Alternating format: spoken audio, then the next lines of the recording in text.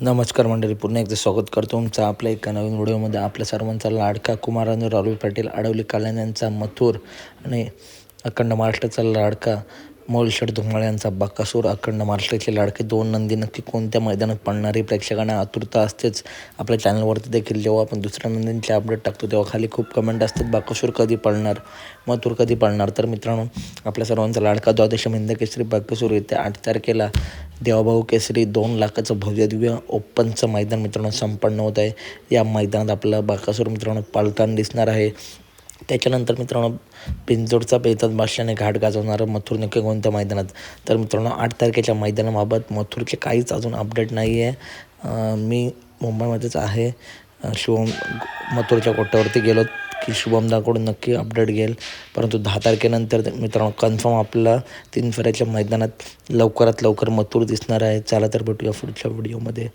धन्यवाद मित्रांनो.